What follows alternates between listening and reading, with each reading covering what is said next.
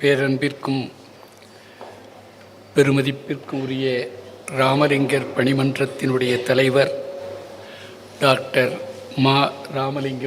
மாணிக்கம் ஐயா அவர்களே, மிக அழகாக வாழ்த்துரை வழங்கி இருக்கக்கூடிய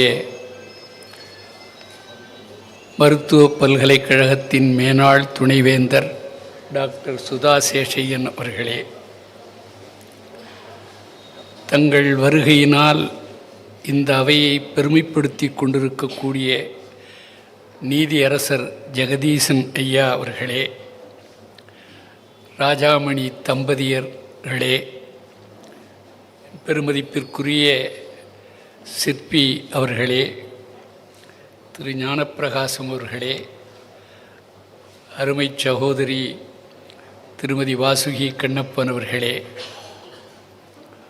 பொதிகைத்தென்றல் ஆசிரியர் தர்மராஜன் அவர்களே, அவர்களுடைய துணைவியார் அவர்களே, அன்பிற்குரிய கவிஞர் மலர்மகன் அவர்களே, இப்படி எல்லோர் பேரையும் சொல்லிக்கொண்டு போவதற்கு எனக்கு ஆசை. இப்படி சொல்லுவதற்கு காரணம் நிரம்ப நேரம் இருக்கிறது என்பதும் ஒன்றாகும். இந்த விழாவை மிகச்சிறப்பாக நடத்தி வரக்கூடிய திரு சேதுபதி அவர்களே, வருகை தந்திருக்கக்கூடிய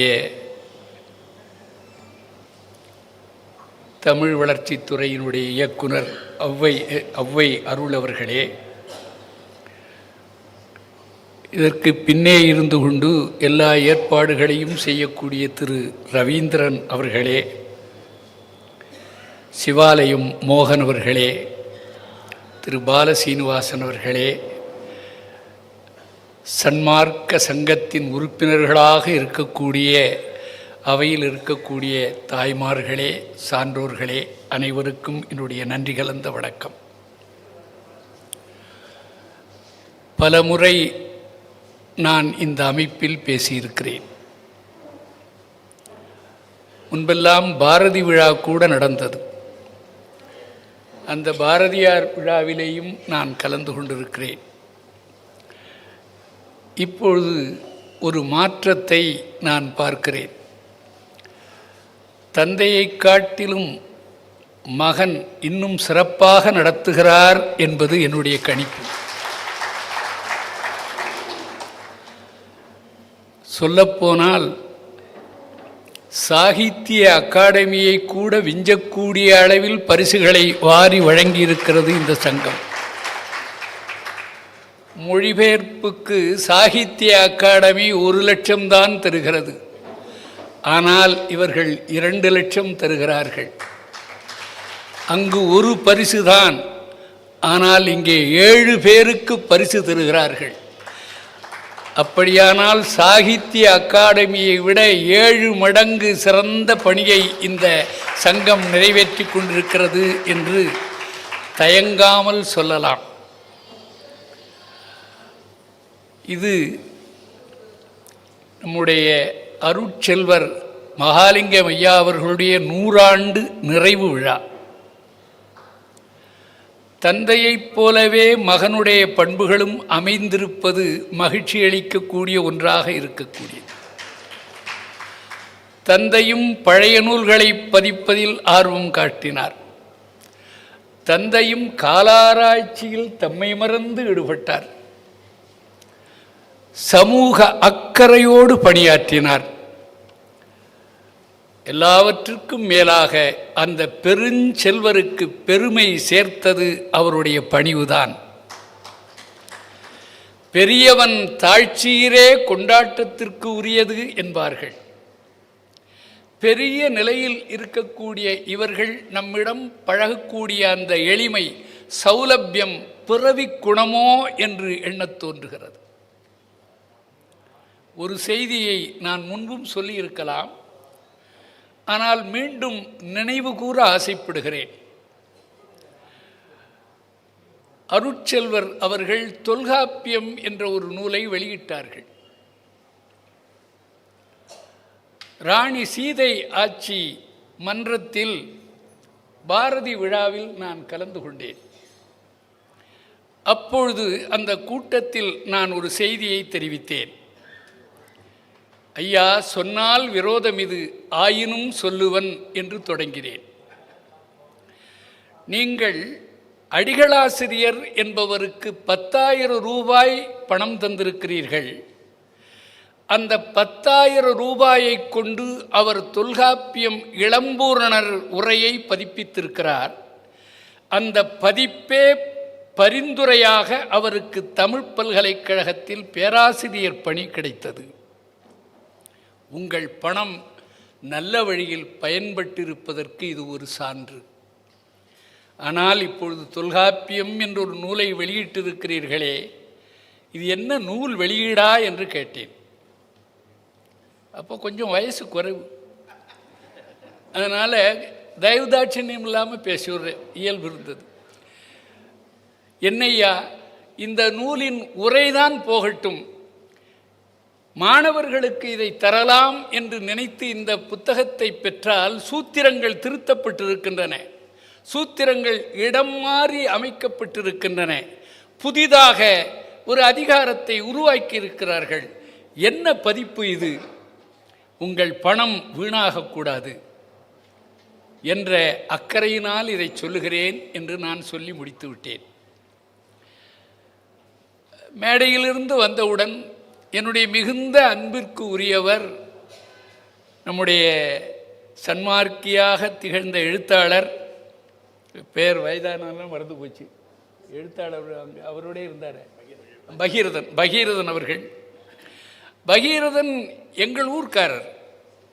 அவரை நான் எங்களுடைய கல்லூரிக்கு அழைத்து கல்கியை பற்றி பேச சொன்னேன். மிக அழகாக பேசினார். ஆனால் இன்றைக்கு நான் தெரிவித்த கருத்து அவருக்கு பிடிக்கவில்லை. நீங்கள் என் தலைக்கு வாள் வீசினீர்கள், ஆனால் எத்தனையோ பேர் மாலை வீசியிருக்கிறார்கள் என்று சொன்னார். நான் உடனே அவரிடத்தில் சொன்னேன், உங்களுக்கு உரியது நாவல் இலக்கியம், தற்கால இலக்கியம், அதை பற்றி பேசுங்கள். தொல்காப்பியத்தை பற்றி நீங்கள் பேசாதீர்கள், அது உங்கள் துறை அன்று என்று சொன்னேன். அது முதன்மையான செய்தி அன்று. அன்றைக்கு அருட்செல்வர் அவர்கள் தன்னுடைய மகிழுந்தில் என்னை அழைத்து கொண்டு அவருடைய வீட்டிற்கு சாப்பிட சென்றோம். போகிற பொழுது மகிழுந்தில் ஒரு செய்தி சொன்னார்.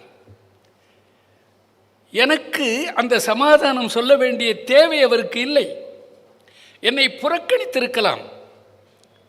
ஆனால் அவர் சொன்னார், நான் தொல்காப்பியத்தை அறிஞர்களை கொண்டு ஆராய்ந்து அதன் பின்னர் வெளியிடலாம் என்றுதான் இருந்தேன். பகீரதன் அவர்கள் எனக்கு உடல்நிலை சரியில்லை, நான் உயிரோடு இருக்கும்பொழுது வரவேண்டும் என்று சொன்னார். நட்பிற்காக அதை செய்தேன் என்றார். அதற்கு மேலும் ஒன்று சொன்னார், நீங்கள் ஒன்றும் அதிகமாக சொல்லிவிடவில்லை, ஆனால் திருச்சியில் ஒரு விழா நடந்த பொழுது அதில் பங்கேற்ற தமிழண்ணல் அவர்கள் ஒரு வேள்வி செய்து அந்த வேள்வியில் இந்த நூலை போட்டு எரிக்க வேண்டும் என்று சொன்னார் என்று சொன்னார். இது எதற்காக சொல்லுகிறேன் என்றால், பெரிய நிலையில் இருந்த அருட்செல்வர் அவர்கள் ஒரு எளியவன் சொன்ன கருத்தை கூட ஏற்றுக்கொண்டு அதற்கு விடை சொல்லக்கூடிய ஒரு பண்பு இருக்கிறது என்றால், இன்னும் இந்த உலகம் நிலை பெற்றிருப்பதற்கு இப்படிப்பட்ட சான்றோர்கள் இருப்பதுதான் காரணம். சரி, இனி பேருரை என்று போட்டிருக்கிறார்கள். ரொம்ப நீளமாக பேச்சு இருக்குமோ என்று நீங்கள் அஞ்சிவிட வேண்டாம். பேருரை என்பதற்கு நீளமாக இருக்கிற உரை என்றும் பொருள். பெரிய ஒன்றை பற்றி பேசுவதும் பேருரை தானே. பெரியவர்களை பற்றி பேசிய புராணம்தானே பெரிய புராணம்.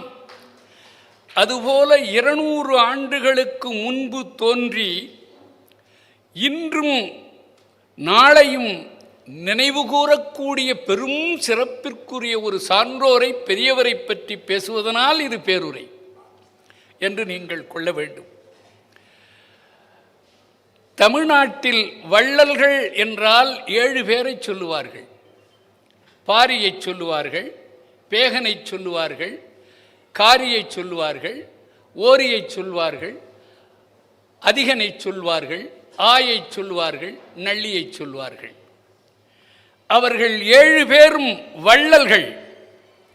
வள்ளலார் என்று 6 விகுதியிட்டு சொல்லப்படுபவர் ஒருவர்தான், அவர்தான் வள்ளல் ராமலிங்க அடிகள்.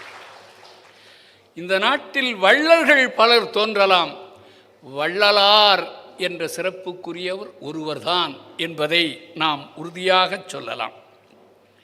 வள்ளற்பெருமானுடைய வாழ்க்கையை நினைத்தால் நமக்கு வியப்பாக இருக்கிறது. வள்ளல் என்றால் செல்வனாக இருந்தால்தான் வள்ளலாக இருக்க முடியும். பொருள் இல்லாதவன் எவ்வாறு வள்ளலாக இருக்க முடியும்? வள்ளற்பெருமான் யார்? எனக்கு உடுத்துவதற்கு துணி வேண்டும், எனக்கு பொருள் வேண்டும், கடன் பெற்றாவது இந்த துணிகளை வாங்கி எனக்கு அனுப்புக என்று தொழூர் வேலாயுத முதலியாருக்கும் வேறு சிலருக்கும் கடிதம் எழுதியவர். வறுமையின் விளிம்பில் இருந்த ஒருவர் வள்ளலாராக எவ்வாறு மாற முடிந்தது? மற்றவர்களெல்லாம் செல்வர்களாக இருந்து வள்ளல்களாக திகழ்ந்தார்கள். செல்வம் இல்லாமல் வறிய நிலையில் உழன்ற ஒருவர் வள்ளலாக மாறிய வரலாறு ஒரே வரலாறு, அது ராமலிங்க வள்ளலார் ஒருவருடைய வரலாறு தான். அந்த வள்ளற்பெருமானுடைய வாழ்க்கையில் நாம் சிலவற்றை கற்க வேண்டியவர்களாக இருக்கிறோம். வள்ளற்பெருமான் மதங்களை மறுத்த இறைநெறியாளர், மதங்களை மறுத்த இறைநெறியாளர், காவி உடையை வெறுத்து வெள்ளாடை புனைந்த புதுமை துறவி. அவர் ஜாதி, மதம், சமயம் எல்லாம் பொய் என்று கண்டவர். சாதியும் மதமும் சமயமும் பொய்யென ஆதியில் உணர்த்திய அருட்பெரும் ஜோதி என்று அகவல் சொல்கிறது. வள்ளற்பெருமான் விழாவை நடத்தி கொண்டிருக்கிற நாம் ஜாதியை மறந்து விட்டோமா? ஜாதி கணக்கு எடுக்கவில்லையே என்று கதறுகிறவர்களைத்தான் பார்த்து கொண்டிருக்கிறோம். வள்ளற்பெருமானை நன்றாக உணர்ந்தவர்கள் சாதி கணக்கெடுப்பு வேண்டும் என்று சொல்ல மாட்டார்கள். பொருளாதார அடிப்படையில் ஏழையாக இருப்பவன் யார் என்றுதான் கேட்பார்கள். அரசியல் வாக்குரிமை வாக்குச்சீட்டுகளை பெறுவதற்காக செய்யக்கூடிய செயல்களில் ஒன்று இந்த சாதி ஒதுக்கீடு. புரட்சி தலைவர் எம்ஜிஆர் அவர்கள் பொருளாதார அடிப்படையில் ஒதுக்கீடுகள் வேண்டும் என்று பேச்செடுத்தார். தேர்தலில் தோற்று விடுவீர்கள் என்றார்கள், கைவிட்டு விட்டார். உண்மை என்ன? இப்பொழுது ஜாதி வாரியாக நாம் ஒதுக்கீடு செய்கிறோம். அந்த ஜாதியில் இருக்கக்கூடிய உயர்ந்தவர்கள் அந்த பெருமை, அந்த சிறப்புகளை பெறுகிறார்கள், அந்த உரிமையை பெறுகிறார்கள். பொருள் என்று வைத்தால் அதுதான் வள்ளற்பெருமானுடைய உள்ளத்திற்கு உகந்ததாக இருக்கும். ஆறுயிர்களுக்கெல்லாம் நான் அன்பு செய்யல் வேண்டும் என்று பேசிய வள்ளற்பெருமான் உலவிய இந்த மண்ணில் இவன் உயர்ந்த ஜாதியைச் சேர்ந்தவன், அவன் ஏழையாக இருந்தாலும் அவனுக்கு எந்த உரிமையும் இல்லை. இவன் தாழ்ந்த ஜாதியில் அல்லது பிற்படுத்தப்பட்ட ஜாதியில் பிறந்தவன், அதனால் வசதி இருந்தாலும் இவனுக்கு வசதியை ஒதுக்கீடு தருவோம் என்பது என்ன முறை, என்ன நியாயம்? பொருளாதார அடிப்படையில் நீங்கள் வகுத்தீர்களே என்றால் பொருளாதாரத்தில் தாழ்ந்திருக்கக்கூடிய எல்லா சாதியைச் சேர்ந்தவர்களுக்கும் அது சிறப்பு. அந்தணர்களில் வறுமை நிலையில் உழல்கிறவர்கள் இல்லையா? கோயில் குருக்களில் எத்தனை பேர் ஏழைகளாக இருக்கிறார்கள். ஆனால் வசதி படைத்தவர்கள் எத்தனை பேர் உரிமைகளை பெற்றுகிறார்கள். ஆகவே ஜாதியிலே, மதங்களிலே, சமய நெறிகளிலே என்றாரே வள்ளல், அதை நாம் மனத்தில் கொள்ள வேண்டும். ஜாதி அடிப்படையில் இடஒதுக்கீடு செய்வது வள்ளற்பெருமானுடைய கருத்திற்கு மாறானது என்பது என்னுடைய கணிப்பு. இதை நீங்கள் ஏற்றுக்கொள்ளலாம் அல்லது ஒதுக்கிவிடலாம். அதே போல ஜாதி பொய் என்றார். உண்மை. இந்திய நாட்டில் இருக்கிற வரையில், தமிழ்நாட்டில் இருக்கிற வரையில் பிள்ளை வகுப்பில் ஜாதியில் பிறந்தவர் பிள்ளை வகுப்பில் இருக்கக்கூடிய ஒரு பெண்ணை பார்ப்பார். அதே மாதிரி வேறொரு முதலியார் இனத்தில் இருக்கிற ஒருவர் தன்னுடைய பெண்ணுக்கோ பையனுக்கோ முதலியார் இனத்தில் பெண்ணையோ பையனையோ பார்ப்பார். அமெரிக்காவில் போய் பாருங்கள்,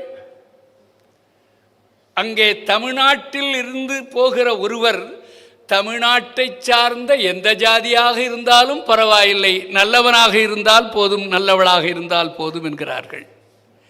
தமிழ்நாட்டில் தன்னுடைய பெண்ணுக்கோ பிள்ளைக்கோ நல்ல இணை கிடைக்கவில்லை என்றால் ஆந்திராவைச் சேர்ந்தவர்களாக இருந்தாலும் சரி, கேரளாவைச் சேர்ந்தவர்களாக இருந்தாலும் சரி, வடநாட்டைச் சேர்ந்தவர்களாக இருந்தாலும் சரி என்கிறார்கள். ஜாதியெல்லாம் தமிழகத்தில் இருக்கிற வரைதான். கடல் கடந்து போய்விட்டால் ஜாதிக்கும் அவர்கள் விடை தந்து விடுகிறார்கள். இன்னும் சொல்லப்போனால் தந்தை பெரியார் மேற்கொண்ட முயற்சியை காட்டிலும் அடுக்குமாடி கட்டடங்கள் ஜாதியை ஒழித்திருக்கின்றன. சமத்துவபுரங்கள் ஜாதியை ஒழித்திருக்கின்றன. போக்குவரத்து சாதனங்கள் ஜாதியை ஒழித்திருக்கின்றன. ரயில் வண்டி வருவதற்கு முன்பு ஜாதி பார்த்தார்கள். ரயில் வண்டி வந்தவுடன் ஜாதியை பார்த்து தள்ளி உட்கார் என்று சொல்ல முடியுமா? அப்படி சொன்னால் ரயிலிலிருந்தே அவரை தள்ளி விடுவான். ஆகவே போக்குவரத்து சாதனங்கள், அடுக்குமாடி கட்டடங்கள், இவைகளெல்லாம் சொல்லாமல் மௌனமாக ஜாதி கட்டை உடைக்கின்றன.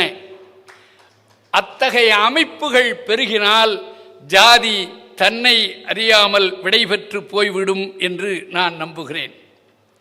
மதங்கள் நம்பிக்கை இல்லை என்று சொன்னார். மதங்கள் பொய் என்று சொன்னார். மதங்கள் என்றால் என்ன? மதம் என்ற சொல்லுக்கே கொள்கை என்று பொருள், கோட்பாடு என்று பொருள். துவைதம், அத்வைதம், விசிஷ்டாத்வைதம் இவைகளெல்லாம் மதங்கள். பரம்பொருள் ஒன்றுதான் உண்மை, மற்றதெல்லாம் பொய் என்பது அத்வைதம். இறைவன் வேறானவன், அவனுக்கு முற்றிலும் மாறானது இந்த ஜீவாத்மா என்று பேசுவது துவைதம். இறைவனாகிய ஒருவனுக்கு உடம்பாக இந்த உயிரும் இந்த உலகமும் அமைந்திருக்கிறது என்பது விசிஷ்டாத்வைதம். இவையெல்லாம் அவரவர்கள் போட்ட கணக்குகள். intelligent guess of the unknown. They are all nothing but intelligent guess of the unknown. அதுக்கு ஒன்று சொல்லுகிறேன். சைவ சித்தாந்தம் 36 தத்துவங்கள் என்கிறது, வைணவம் 26 தத்துவம் என்கிறது. ரெண்டும் ஒன்றுதான். ஒருவன் தன்னுடைய வீட்டுக்கு 4 அறைகள் வைத்து கட்டினான். இன்னொருவன் பெரிய குடும்பம், அதனால் 7-8 அறைகள் கொண்ட வீடு கட்டினான். ஆனால் மனை மாத்திரம் ஒரே அளவுதான். அதுபோலத்தான் 24 தத்துவங்களால் ஆகியது உலகம் என்று சாங்கியன் சொன்னான். அதே சைவமும் ஏற்றுக்கொண்டது, வைணவமும் ஏற்றுக்கொண்டது. 25வது தத்துவம் உயிர் என்று வைணவம் சொல்லியது. அதையே காலம், நியதி, கலை, அராகம், புருடன் என்று 7ஆக விரித்து கொண்டது சைவம். அதுபோல பரம்பொருள் ஒன்றுதான் 26வது தத்துவம் என்று சொன்னது வைணவம். அதையே சக்தி, சிவம் என்று இப்படி 5ஆக மாற்றிக்கொண்டது சைவம். ஆகவே அந்த அவரவர்கள் தங்களுடைய விருப்பத்திற்கு ஏற்ப, தேவைக்கு ஏற்ப சமயங்கள், மதங்களில் தத்துவங்களை வகுத்து கொண்டிருக்கிறார்கள். அதனால் மதங்களை பொய் என்றார். சமயம் பொய். சமயம் என்றால் என்ன? ஏன் பொய்? வைணவம் ஒரு சமயம், அதிலேயே வடகலை தென்கலை என்று 2 பிரிவு. சைவர்களும் வைணவர்களும் அடித்து கொண்டதை காட்டிலும் அதிகமாக வடகரையினரும் தென்கரையிலும் அடித்து கொண்டார்கள். ஆகவே சாதியினாலும் கேடுதான் விளைந்திருக்கிறது, மதங்களினாலும் கேடுதான் விளைந்திருக்கிறது, சமயத்தினாலும் கேடுதான் விளைந்திருக்கிறது. அதனால்தான் அருட்பிரகாச வள்ளலார் அவர்கள் அகவற்பாவிலே சொல்லுகிறார், சாதியும் மதமும் சமயமும் பொய்யென ஆதியில் உணர்த்திய அருட்பெரும் ஜோதி என்று எடுத்து சொல்கிறார். அதுபோல அவருடைய சன்மார்க்கி என்பதற்கு அவர் தந்த விளக்கம் அற்புதமான விளக்கம். வைணவன் யார் என்றால் அதற்கு நஞ்சியர் தந்த விளக்கத்தை போன்றது இந்த விளக்கம். நஞ்சியர் வைணவன் யார் என்பதற்கு இப்படி விளக்கம் சொன்னார். பிறர் அனர்த்தம் கண்டு, அனர்த்தம்னா துன்பம், பிறர் அனர்த்தம் கண்டு ஐயோ என்றால் அவன் வைணவன், இந்த பயலுக்கு வேணும் என்று சொன்னால் அவன் அவைணவன் என்று சொன்னார். அதுபோல இவர் சொல்லுகிறார், ஜாதியை மறுத்தவனே சன்மார்க்கி,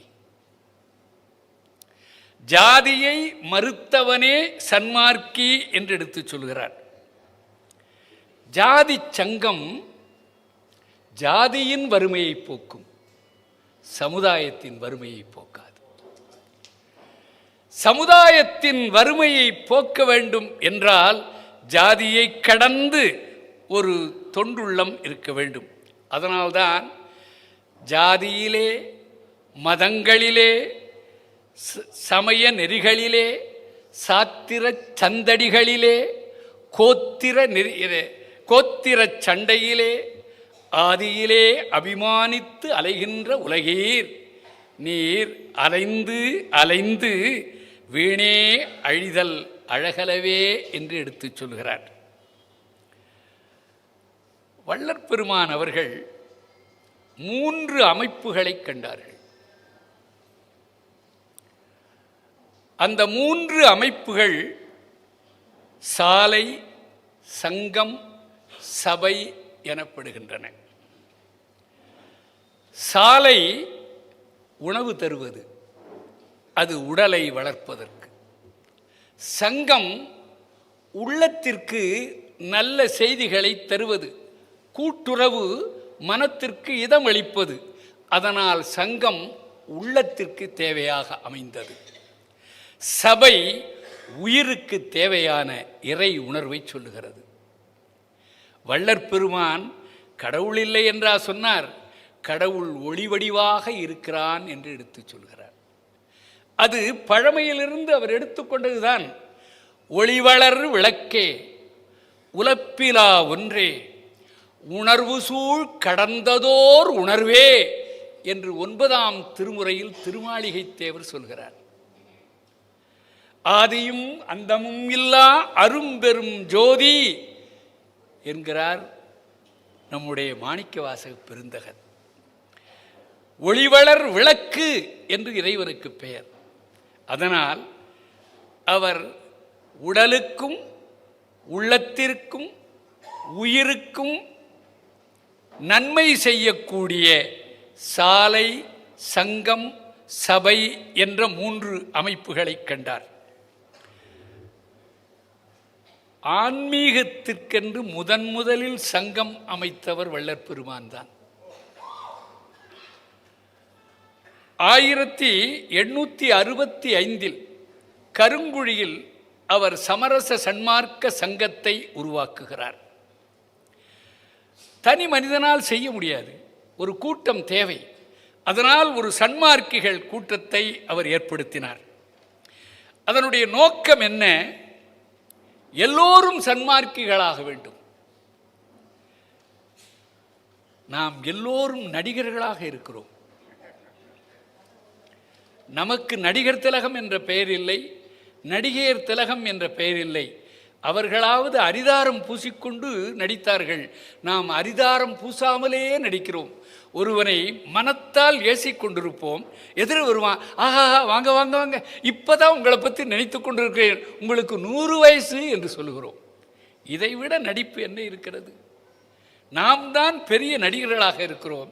அவர் சொல்லுகிறார், அகத்திலே கருப்பு புறத்திலே வெள்ளை, இப்படி இருக்கிற மனிதர்களையெல்லாம் திருத்தி நான் சன்மார்க்கியாக ஆக்கி அவர்களை இகத்திலேயே பரத்தை அனுபவிக்கும்படியாக செய்ய வேண்டும், அதுதான் என்னுடைய நோக்கம் என்று சொல்லுகிறார்.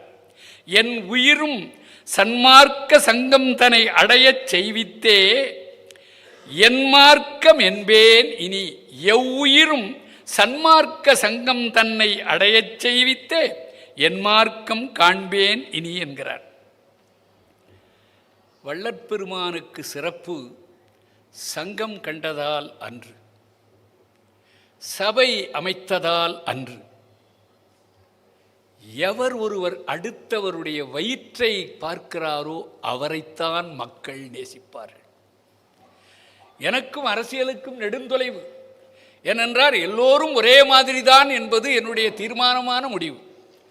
அரசியலுக்கு ஆட்சிக்கு வருகிற வரை முயல்கிறார்கள், வந்தவுடன் அதை தக்க வைத்துக் கொள்வதற்கு என்ன வழி என்று அன்றிலிருந்து தொடங்கி விடுகிறார்கள். எல்லோரும் ஒன்றுதான். ஆனால் ஒரு சில செயல்களை நம்மால் பாராட்டாமல் இருக்க முடியவில்லை. காமராஜர் என்ற அந்த பெருந்தலைவர் இல்லாமல் இருந்திருந்தால் பல ஏழைகள் இன்று படித்திருக்க மாட்டார்கள். மதிய உணவு திட்டத்தை அவர் செயற்படுத்தினாரே, அந்த ஒன்றினால் அவர் நம்முடைய உள்ளத்தில் நிலைத்திருக்கிறார். அடுத்து வந்த எம்ஜிஆர் அவர்கள் அதை சத்துணவு திட்டம் என்றாக்கி வளர்த்தார், கால்வாயை ஆறாக பெருகச் செய்தார். அதனால் அவரை நினைவு கூறுகிறோம். அதற்கு அடுத்து வந்த கலைஞர் முட்டையும் சேர்த்து போட்டார். சரி, படகு ஓட்டுகிறார் கடலிலே, கப்பலிலே, ஆற்றிலே என்று மகிழ்ந்தோம். எல்லாவற்றையும் விட ஒரு சிறப்பு, இன்றைய ஆட்சியை பற்றி நான் சொல்லவில்லை. ஆனால் ஒன்றை என்னால் பாராட்டாமல் இருக்க முடியவில்லை. காலையிலேயும் அந்த இளம் பிள்ளைகளுக்கு உணவு போட வேண்டும் என்று எண்ணிய அந்த செயல் இருக்கிறதே, 1000 பாராட்டுக்குரிய செயல் அந்த செயல். மற்ற பணம், மற்ற செயல்களெல்லாம் விரயம். ஆனால் குருத்து வாடிவிடக்கூடாதே என்பதற்காக பாய்ச்சப்படுகிற தண்ணீர் அது. எத்தனை ஏழைகள் வீட்டில் காலையில் உணவில்லாமல் இருக்கிறார்கள். அதுவும் இந்த காலத்தில் கடையை திறந்து வைத்திருக்கிறோமே, இதைவிட நாட்டிற்கு கேடு என்ன? காந்தி விழாவை கொண்டாடுகிறோம், வள்ளல் ராமலிங்கடிகள் விழாவை கொண்டாடுகிறோம், வள்ளுவருக்கு விழா எடுக்கிறோம். அவர்கள் சொன்ன அடிப்படையான கருத்துக்களை மாத்திரம் நாங்கள் பின்பற்ற மாட்டோம் என்று உறுதி எடுத்திருக்கிறோம். இன்னும் 25 ஆண்டுகள் எழுதி வைத்துக் கொள்ளுங்கள், ஒரு பலமான தமிழன் கூட இருக்க மாட்டான். உழைக்கிற வர்க்கத்தில் இருக்கக்கூடிய ஆண்களில், ஏன் இப்ப சில பெண்கள் கூட 25 ஆண்டுகளுக்கு பின்னர் எழுதி வைத்துக் கொள்ளுங்கள், பலசாலியாக சிந்தனை ஆற்றல் உடையவனாக ஒருவன் கூட இருக்க மாட்டான். நாம் 1000 வளர்ச்சி திட்டங்களை போட்டாலும் சரி, 1000 உதவிகளை செய்தாலும் சரி, 1000 ஆண்களுக்கு கொடுத்தாலும் சரி, அடுத்த நொடி அது அந்த கடைக்குத்தான் போகப் போகிறது. ஆகவே ஒரு செயலை பாராட்டாமல் இருக்க முடியவில்லை. அந்த இளைஞர்களுக்கு, இளம் பிள்ளைகளுக்கு காலை உணவு போடுகிற திட்டம் இருக்கிறதே, அது இந்த அரசுக்கு நற்பெயரை ஈட்டி தந்திருக்கிறது. வயிற்றை பார்த்தவனைத்தான் மக்கள் பாராட்டுவார்கள். ஜீவகாருண்யம் என்ற ஒரு தத்துவத்தை கொண்டு வந்தார் வள்ளற் பெருமான். அது 2 பகுதி. ஒன்று பசியை நீக்குவது, மற்றொன்று பசிக்காக உயிர்களை கொல்லாமல் இருப்பது. பசியை போக்க வேண்டும் என்று பேசியவர்கள் பல பேர். பசியை போக்க வேண்டும் என்பதற்காகவே ஒரு காப்பியத்தை படைத்தார் சீத்தலை சாத்தனார். அடே, பசி வந்துவிட்டால் விஸ்வாமித்திரன் கூட நாய்க்கறியை சாப்பிடுவான். அதனால் என்ன செய்ய வேண்டும்? அது நாணணி களையும், பூன்முலை மாதரோடு புறக்கடை நிறுத்தும், பசி என்னும் பாவி. பசியார் ஒரு பாவி. திருவள்ளுவர் வறுமையை பாவி என்றார், இன்மை என ஒரு பாவி என்றார். ஆனால் சீத்தலை சாத்தனாரோ வறுமையை பாவி என்று எடுத்து சொன்னார். இப்படி சீத்தலை சாத்தனார் வறுமையை பாவி என்று சொன்னாலும், பசியை பாவி என்று சொன்னாலும், அந்த பசியை போக்குவதற்கு ஒரு நிறுவனத்தை காணவில்லை.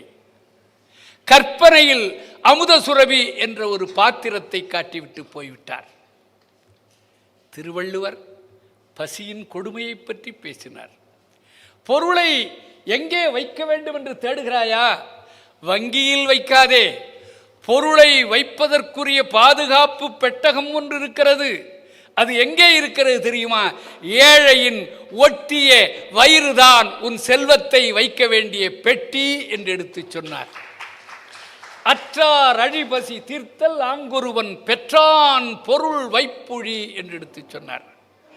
திருவள்ளுவர் ஒரு அறத்தைத்தான் அறத்துப்பாலிலும் வற்புறுத்துகிறார், பொருட்பாலிலும் வற்புறுத்துகிறார், காமத்துப்பாலிலும் வற்புறுத்துகிறார். அறத்துப்பாலில் பசியின் கொடுமையை சொல்லி வறியார்க்கு ஒன்று ஈவதே ஈகை என்கிறார். விருந்தோம்பல் என்பதும் மூன்றாவது மனிதனுடைய வயிற்று பசியை போக்குவதுதானே. ஒப்புரவு அறிதல் என்பதும் ஒத்தவருக்கு செய்யக்கூடிய உதவிதானே. ஈகை என்பதும் வறியார்க்கு அவர் விளைந்த உணவாகிய ஒன்றை தருவதுதானே. ஆகவே அறத்துப்பாலின் உயிர் நாடியாக இருப்பது பிறருக்கு உணவிடுதல். பொருட்பாலில் அதை சொல்ல வேண்டும். காக்கையை காட்டி சொல்கிறார். காக்கை ஒரு கவளம் கிடைத்ததென்றால் தன்னுடைய உறவுகளையெல்லாம் அழைத்து உண்ணுகிறதே, அதுபோல உண்ண வேண்டும். காக்கை கரவா கரந்துண்ணும் ஆக்கமும் அன்ன நீரார்க்கே உள.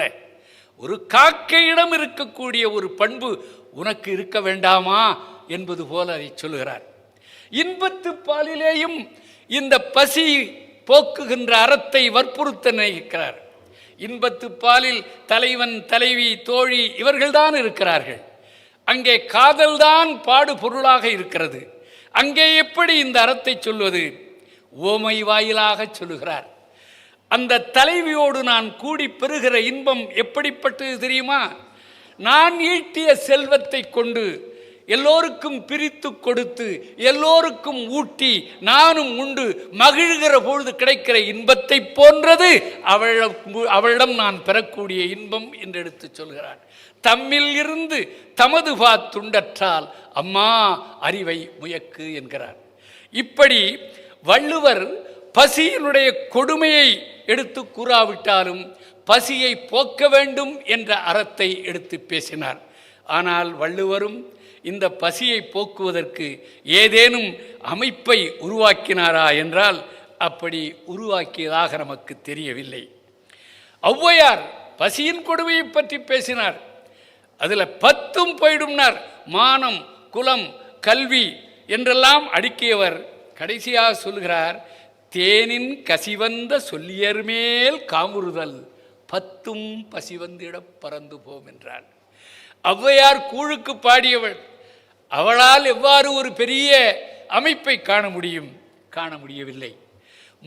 முதலில் பசியின் கொடுமையை உணர்ந்து கையில் காசு இல்லாமலேயே சத்திய தர்மசாலை என்றொன்றை அமைத்து 150 ஆண்டுகளுக்கு முன்பு ஏற்றிய அந்த நெருப்பு இன்னும் அணையாமல் இருக்கிறது என்றால் அது வள்ளற்பெருமான் அமைத்த சத்திய தர்மசாலை தான். ஏழையாக இருக்கலாம், எண்ணத்தில் தூய்மையோடு ஒரு நற்செயலை தொடங்கினால் அதற்கு எங்கெங்கிருந்தோ செல்வம் வந்து குவியும் என்பதற்கு சத்திய தர்மசாலை ஒரு சான்று. எங்கேயோ இருக்கிறவர்கள் தங்களுடைய மிளகாயில் வருவாயில் ஒரு பகுதி சத்திய தர்மசாலைக்கு என்று ஒதுக்கிறார்கள். வெல்லத்தை உற்பத்தி செய்கிறவர்கள் ஒரு பகுதி சத்திய தர்மசாலைக்கு என்று ஒதுக்குகிறார்கள். இதையெல்லாம் பார்த்த அரசும் இன்றைக்கு குறைந்த விலையில் சத்திய தர்மசாலைக்கு வேண்டிய பொருள்களை வழங்கி கொண்டிருக்கிறது. ஆகவே வள்ளற்பெருமானுடைய செயல்களிலெல்லாம் மிகச் சிறப்புக்குரிய செயல் என்று சொன்னால் அவர் அமைத்திருக்கக்கூடிய இந்த அருமையான சத்திய தர்மசாலை தான். சபை என்பது என்ன?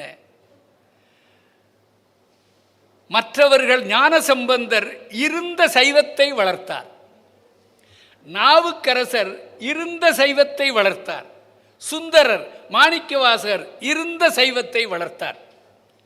அந்த சைவத்தைத்தான் முதலில் வள்ளலாரும் படித்தார். முதலில் வள்ளலாருக்கு முருகப்பெருமான் தான் பரம்பொருள், ஞானசம்பந்தர் தான் குருநாதர், திருவாசகம்தான் அவருக்கு உயிர் நூல்.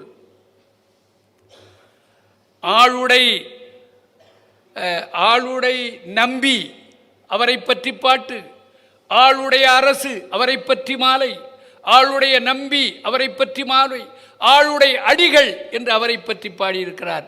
இப்படி நால்வர் காட்டிய வழியில் அவர் சென்றிருக்கிறார். நால்வருடைய பாக்களையும் அவர் நன்றாக கற்று தேறினார். ஆனால் அவர் ஒன்று நினைத்தார், இதற்கு மேலாக ஒன்றை நாம் காண வேண்டும். அதற்கு இதுதான் காரணம். 1000 தெய்வங்களை வைத்துக் கொண்டிருக்கிறார்கள், சிறு தெய்வங்கள் பலியிடுகிறார்கள். வெங்கோயில் கண்ட காலத்தும் பயந்தேன் என்கிறார். தூண்டிலோடு ஒருவன் போகிற பொழுது எத்தனை மீன்கள் சாகப் போகின்றனவோ என்று கதறினார். அப்படிப்பட்ட எண்ணம் நமக்கு இருக்கிறதா?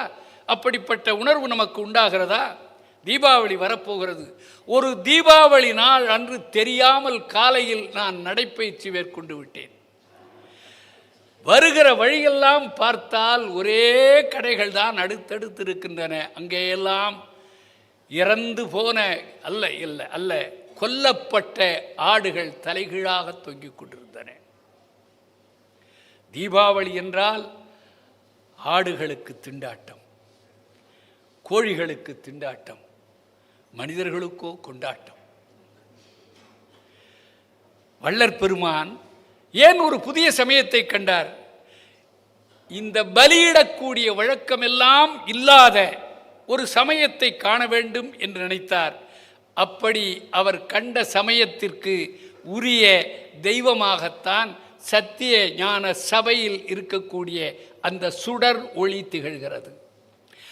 7 திரைகள், அதற்கு அப்பால் ஒரு கண்ணாடி, அதற்கு அப்பால் ஒரு ஒளி. 7 திரைகள் என்பது மனித தத்துவங்களை கடந்து செம்மையான மனம் என்கிற கண்ணாடி வழியாக பார்த்தால் பரம்பொருளாகி அந்த சுடர் தெரியும் என்பதைத்தான் சத்திய ஞான சபை நமக்கு அறிவுறுத்தி கொண்டிருக்கிறது. வள்ளற் பெருமான் சரி, இந்த உலகம் உய்வதற்கு, இறை நெறியில் நாம் முன்னேறுவதற்கு என்ன வழி? ஒரே வழிதான் சொல்கிறார். இந்த காலத்து வாழ்விய நூல் எழுதுகிறவர்களும் அதைத்தான் சொல்லுகிறார்கள். வள்ளற் பெருமானும் அதைத்தான் சொல்லுகிறார். நம்முடைய முன்னோரும் அதைத்தான் சொல்லியிருக்கிறார்கள். நம்முடைய சேதுபதி அவர்கள் இன்றைக்கு தினமணியில் நடுப்பக்க கட்டுரை எழுதியிருக்கிறார். ஒரு அழகான கட்டுரை. அதில் ஒரு செய்தியை சொன்னார். நான் படித்து கொஞ்ச நேரம் நின்று அந்த தொடரை ரசித்தேன். அவர் என்ன எழுதியிருக்கிறார்? வறியவனுக்கு பணம் வறுமை, செல்வர்களுக்கு அன்பு வறுமை. செல்வர்களிடத்தில் அன்புதான் இல்லாமல் இருக்கிறது, ஏழைகளிடத்தில் பொருள்தான் இல்லாமல் இருக்கிறது என்று எழுதியிருக்கிறார். இந்த உலகத்தில் நாம் அடுத்தவனை வெல்ல வேண்டும் என்றாலும், இறைவனுடைய சன்னிதானத்தில் போய் நிற்க வேண்டும் என்று விழைந்தாலும், அன்பு என்ற சாவி இருந்தால்தான் அந்த பூட்டுகளையெல்லாம் திறக்க முடியும். அன்பெனும் பிடிக்குள் அகப்படும் மலையே என்றார். அன்பெனும் பிடிக்குள் அகப்படும் அரசே என்று சொல்கிறார். நான் படித்து வியந்து போன ஒரு நூல், டேல் கார்னெகி எழுதிய நூல், how to win friends and influence people என்ற நூல். அது பல ஆயிரம் பதிப்புகள் வந்து விட்டன, தமிழிலேயும் மொழிபெயர்க்கப்பட்டு விட்டன. ஆனால் இன்றைக்கும் மனம் சோர்ந்தால், அந்த புத்தகத்தை எடுத்து படித்தால் நமக்கு கொஞ்சம் புத்துணர்வும் ஒரு புதிய வாழ்வும் நமக்கு கிடைக்கும். அதில் ஒன்றே ஒன்று சொன்னான், நீ வாழ்க்கையில் உயர வேண்டும் என்று நினைக்கிறாயா, அதோ வாலை ஆட்டி கொண்டிருக்கிறதே அந்த நாயை பார் என்றான். நமக்கு வியப்பாக இருக்கும். அதோ வாலை ஆட்டி கொண்டிருக்கிறதே அந்த நாயை பார், அது உனக்கு வாழ்க்கை தத்துவத்தை சொல்லிக் கொடுக்கிறது. நாம சீ நாயே என்று திட்டுகிறோம், அப்படி சொல்லக்கூடாது. ஸ்ரீமான் நாயே என்று பாராட்ட வேண்டும். அந்த நாய் அப்படி ஒரு நல்ல பண்பை நமக்கு சொல்லிக் கொடுக்கிறது. நான் அதை இப்படி விளக்கலாம் என்று நினைக்கிறேன். பசு பால் தருகிறது. பாலர்கள் முதல் பல்போன முதியவர்கள் வரை சாப்பிடக்கூடிய உணவு பால். கரம்பு நிலத்தில் விளையக்கூடிய புல்லை மேய்ந்து இனிய பாலை தருகிறது பசு. அந்த பால் கறக்கும் பசு பால் சரியாக கறக்கவில்லை என்றால் கோனார் என்ன செய்கிறார், அந்த காலை கட்டி கொண்டிருக்கக்கூடிய கயிற்றை எடுத்தே அந்த பசுவை அடிக்கிறார். பால் தரக்கூடிய பசு அடிபடுகிறது. காளை மாடு வண்டி இழுக்கிறது, பாரத்தை சுமந்து வருகிறது. அந்த காளை மாட்டை வேகமாக ஓட்டுவதற்கு நாம் என்ன செய்கிறோம், ஒரு தாற்று குச்சி வைத்திருக்கிறோம். தஞ்சை மாவட்டத்தில் அதுக்கு தார்குச்சின்னு பேர். வண்டி வேகமாக ஓட வேண்டும் என்றால் தார்குச்சியால் அந்த மாட்டை குத்துறது. எங்கள் வீட்டில் 2 ஜோடி மாடி இருந்தது. நானும் வண்டி ஓட்டுற ரொம்ப ஆசை. அதனால் வண்டி வேகமாக ஓடும்போது அடுத்த வண்டியே நம்ம வண்டி முந்த வேண்டும் என்பதற்காக அந்த மாட்டை குத்தியிருக்கேன். இந்த மாடு என்னை சபிச்சிருக்கிறது. பாவி, என்னை இப்படி நீ குத்துறியா, நீ குத்திக்கொண்டே இருக்க வேண்டும் என்று செய்திருக்கிறது. அதனால்தான் ஒவ்வொரு நாளும் டயபெட்டிஸுக்காக காலையிலையும் மாலையிலையும் ஊசி போட்டுக்கிட்டே இருக்கிறது. வண்டி இழுக்கக்கூடிய மாடு, உழவு தொழிலுக்கு பயன்படக்கூடிய காளை, அது தார்குச்சியினால் குத்தப்படுகிறது. குதிரை சவாரிக்கு பயன்படுகிறது, வேகமாக ஓடுகிறது. அதனால தான் ஹார்ஸ் பவர்ங்கிறான். அப்படிப்பட்ட குதிரை கூட இன்னும் வேகமாக ஓட வேண்டும் என்றால் சாட்டையால் அடிபடுகிறது. விலங்குகளில் பெரிய விலங்கு யானை. படைகளில் சிறந்த படை யானைப்படை. யானையை அடிப்பதற்கு என்றே ஒரு கருவி வைத்திருக்கிறார்கள். அதற்கு அங்குசம் என்று பெயர். திருவள்ளுவர் தோட்டி என்று கொடுக்கிறார் இல்லையா? யானை அடிபடுகிறது. பெரிய படை ஊர்வலத்திற்கு பயன்படக்கூடியது யானை. போர்க்களத்தில் அழிப்பதற்கு பயன்படக்கூடியது யானை. செய்ய முடியாத செயல்களை எல்லாம் செய்வது ஆணை. அதனால அதிமானுஷ்ய அமானுஷ்ய செயல்களுக்கு என்ன வைணவ உரையாசிரியன் சொல்லுவார்னா ஆணை தொழில்மா. செய்ய முடியாத பெரிய செயல், ஹியூஜ் டாஸ்க், அதை செஞ்சு முடிக்குதான் ஆணை தொழில் செய்தான் அப்படிம்பார்கள். இப்போ கொஞ்சம் நினைச்சு பாருங்க, பால் தரும் பசு அடிபடுகிறது. உழுவதற்கும் வண்டி இழுப்பதற்கும் பயன்படக்கூடிய காளை மாடு அடிபடுகிறது. விரைந்து செல்லக்கூடிய குதிரை சாட்டையால் அடி வாங்குகிறது. யானை அங்குசத்தால் அடி வாங்குகிறது. நாயை விரட்டுவதற்கு ஏதேனும் ஆயுதம் வைத்திருக்கிறோமா? இல்லை. நாய் பால் தருகிறதா? அப்படி தந்தாலும் குடிக்க முடியுமா?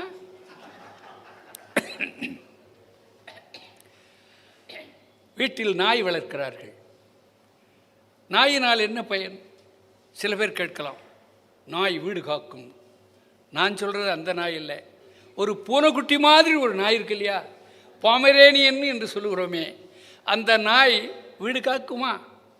திருடன் முறைத்து பார்த்தால் அது ஓடிவிடும். அவ்வளவு மென்மையான நாய். அதனால் ஒரு பயன் இல்லை. பசு பால் தருகிறது, ஆனால் இந்த நாய்க்குட்டி பால் குடிக்கிறது. அது மட்டுமல்ல,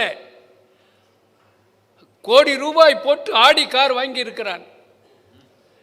அவன் போய் உட்காருக்கிறான். பக்கத்தில் வந்து இந்த நாய்க்குட்டி தாவி உட்காந்து தட்டி கொடுக்குறான். 20,000 ரூபா போட்டு படுக்கை வாங்கியிருக்கிறான். அவன் கூட படுக்கலை. அதுக்கு முன்னாடி நாய் படுத்து உருளுகிறது, நாய்க்குட்டி உருளுகிறது. இந்த நாய்க்குட்டி பால் தரவில்லை, வண்டி இழுக்கவில்லை, ஒரு பயனும் அதனால் இல்லை. ஆனால் இந்த நாய்க்குட்டி மற்றைய விலங்குகள் அனுபவிக்காத சலுகைகளெல்லாம் அனுபவிக்கிறது. வேளா வேளைக்கு அதற்கு உணவு கிடைக்கிறது, வேளா வேளைக்கு அதற்கு பால் கிடைக்கிறது, நல்ல படுக்கை கிடைக்கிறது, நல்ல சவாரி கிடைக்கிறது. ஏன்? காளைக்கு அன்பை செலுத்த தெரியவில்லை, வண்டியை குடை சாய்த்து விடுகிறது. பசுவுக்கு அன்பை புலப்படுத்த தெரியவில்லை, காலாலேயே பால் தருவதற்கு பதிலாக கோனாரின் வாயில் அடித்து பல்லை தந்து விடுகிறது. குதிரை வீரனை கவிழ்த்து விடுகிறது, யானை அறிந்தறிந்தும் பாகனையே கொல்லுகிறது. அவற்றிற்கு அன்பை காட்டத் தெரியவில்லை. ஒன்றுக்கும் பயன்படாத இந்த நாய்க்குட்டி என்ன செய்கிறது? அரை மணி நேரம் வீட்டிலிருந்து தலைவனோ தலைவியோ வெளியே சென்று விட்டு திரும்பி வந்தால் ஓடுகிறது, சுற்றி சுற்றி வருகிறது, தாவி தாவி குதிக்கிறது. உன்னை காணவில்லையே, எங்கே போய்விட்டாய் என்பது போல அன்பை புலப்படுத்துகிறது, அனைத்தையும் பெறுகிறது. இந்த வாழ்க்கைக்கே அன்பு தேவை என்றால் அந்த இறைவனின் அரண்மனைக்குள் செல்லுவதற்கு போடப்பட்டிருக்கிற பூட்டை திறப்பதற்கு அன்பு என்னும் சாவியை தவிர வேறு என்ன சாவி பயன்படும்? அதனால் அன்பால் நினைந்து நினைந்து உணர்ந்து உணர்ந்து நெகிழ்ந்து நெகிழ்ந்து அன்பே அதனால் உருகி என்று பாடுகிறார். அதனால்தான் ஆருயிர்கட்கெல்லாம் நான் அன்பு செயல் வேண்டும் என்கிறார். ஒன்று சொல்லலாம், வள்ளற்பெருமானின் விழாவில் கலந்து கொண்டு போகிற நாம் இன்றையிலிருந்தாவது புலால் உண்ணுபவர்களாக இருந்தால் உண்ணுவதை கைவிடுவோம். இன்றையிலிருந்தாவது ஜாதியை பார்த்து ஒருவனுக்கு உதவி செய்யாமல் அவனுடைய பொருளாதார நிலையை பார்த்து உதவி செய்யக்கூடிய ஒரு பண்பை வளர்த்து கொள்வோம். இன்றையிலிருந்தாவது ஜாதியினாலோ மதத்தினாலோ சமயத்தினாலோ சண்டை போட்டு கொள்ளாமல் இறைவன் பொங்கு பல சமயமெனும் நதிகளெல்லாம் புகுந்து கலந்து நிறைவாய் பொங்கி ஓங்கும் கருணை கடல் என்று நினைத்து அன்பினால் எல்லோரையும் சகோதரர்களாக அணைத்துக் கொள்வோம். அன்பு என்ற ஒன்றை நாம் செலுத்தினால் அது எல்லாவற்றையும் தரும் என்பதைத்தான் வள்ளற்பெருமான் தன்னுடைய இறுதி கருத்தாக சொல்லியிருக்கிறார் என்று சொல்லி, இந்த அரிய விழாவில் கலந்து கொள்ளுகின்ற வாய்ப்பை எனக்கு வழங்கிய அனைவருக்கும் நன்றி தெரிவித்து, குறிப்பாக திரு ரவீந்திரன் அவர்களுக்கு என்னுடைய நன்றியை தெரிவித்து, இதுகாரும் இந்த சொற்பொழிவை கேட்ட உங்கள் அனைவருக்கும் என்னுடைய நன்றியை தெரிவித்து அமைகிறேன். வணக்கம், நன்றி.